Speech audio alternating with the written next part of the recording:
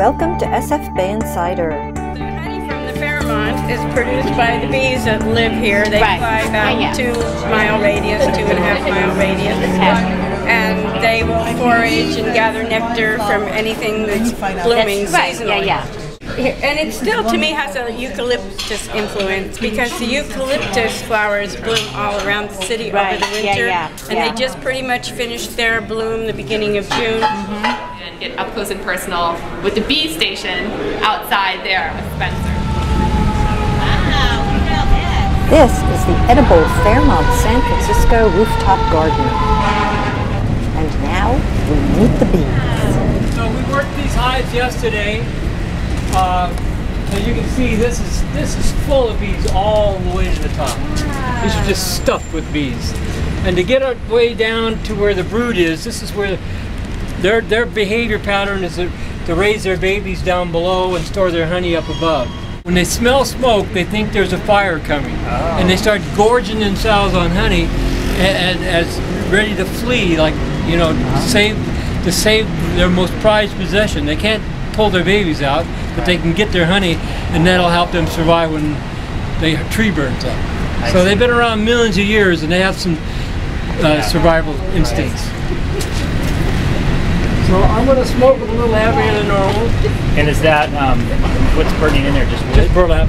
Oh, burlap. Okay. I do use wood chips too. Oh, I see.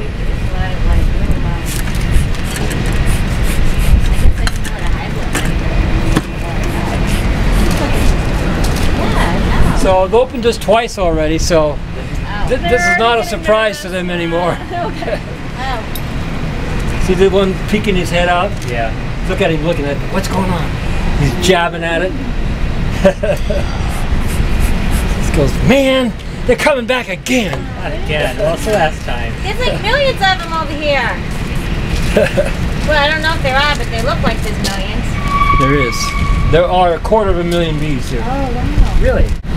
They're engineers, and this is what they'll do to that frame. See how they started here? See how the wax built up? Built.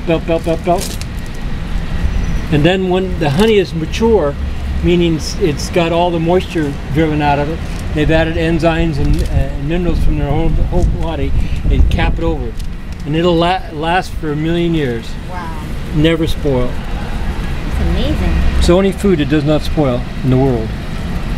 Without smoke, they'd be all over us right now.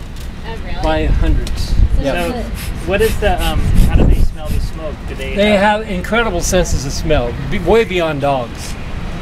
Way beyond dogs. That's amazing. That's their main way of communicating and sensing the world.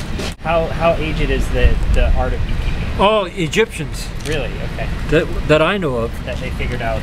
They used to take them up and down the Nile in barges because of the different seasons. Really? Okay. Yeah. Oh my gosh. You know, there would be flowers blooming in one place, they weren't blooming in another. So they're all hunkering down and late in the day. Do you know where the queen is? There she is. See if somebody can spot her. She's long and yellow, golden. Long yellow and golden. Long yellow and golden. Right on top. Oh, there she is, right there. Got it. There she is. She's big compared to the rest Yeah, of them. and she'll take that tail. She's actually got an egg hanging. Oh, she just dropped it. Oh, We interrupted her. How long do the queens live? Right here. Well, productively, a couple years. Now, with egg, What happens after 2 years? Well, sometimes they'll replace her. She starts. Getting old. She starts getting old, and they know she's not cutting the mustard anymore, and you'll see mothers and daughters sometimes working together. What will they do to her when she gets old? They quit feeding her or something. I don't know exactly how they actually get rid of her, but So she's the only one that reproduces? yeah, that's it. and will she leave the hive ever? When they swarm, that's how bees reproduce themselves. The old queen will fly off, especially in the springtime. Yeah. When there's lots of flowers out and they have a good chance of surviving, the old queen will fly out with half the hive, leave behind maybe 20 queen cells that'll hatch out in a few days. Interesting. Wow. And that's basically how bees have been doing it for 80 million years. Okay. These are female workers. They're Female workers, workers, but they're basically, they could have been a queen if they had got royal jelly during their whole development period. A queen will hatch out in 11 days. They'll hatch out in 21 days. But they only get a little bit of royal jelly the first couple days. but the queen swims in it. She's just a regular egg like all the others, but she swims in royal jelly. Oh, the drones mate with virgin queens in the air. There's areas in a neighborhood or that they know about. We can't quite figure out for sure how they know about, but it's about the size of a football field in the air, about 20 feet up. And the drones will fly out in the morning and hang out in that area, fly around, and the virgins will know where that area is and fly into it. And she'll mate over a 5-6 day period with maybe 20 different drones. And then once she's satisfied or got enough sperm, she quits and comes back and starts laying for the rest of her life. When was the last time you had pollen out of a hive? Yeah, no, it's been a little while. Thank you. And it has like That doesn't work. You have to lift up your hood. Very clean in this hive. Bees are meticulous, and one of the things they do is they collect propolis from certain trees. Propolis is one of the most powerful natural antibiotics. They coat their entire hive with it. Every cell gets a little bit of it. So will they come in and they'll fix clean that all? Yeah. They'll be like, they are just fastidious as hell. And that's one of the things I breed for. Yeah. There's a gene called a clean gene, and they pass it on, and so you breed for that. I know some people that have that. Yeah, it's good to have. If you're in a household with 7 people, one person that really has a clean gene, that's a good thing. As long as they don't yell at you. Yeah. They just do it. Ain't that the truth? You know, that's the whole thing with genes, is that this queen will mate with 20 different drones. So there's 20 different gene combinations in there.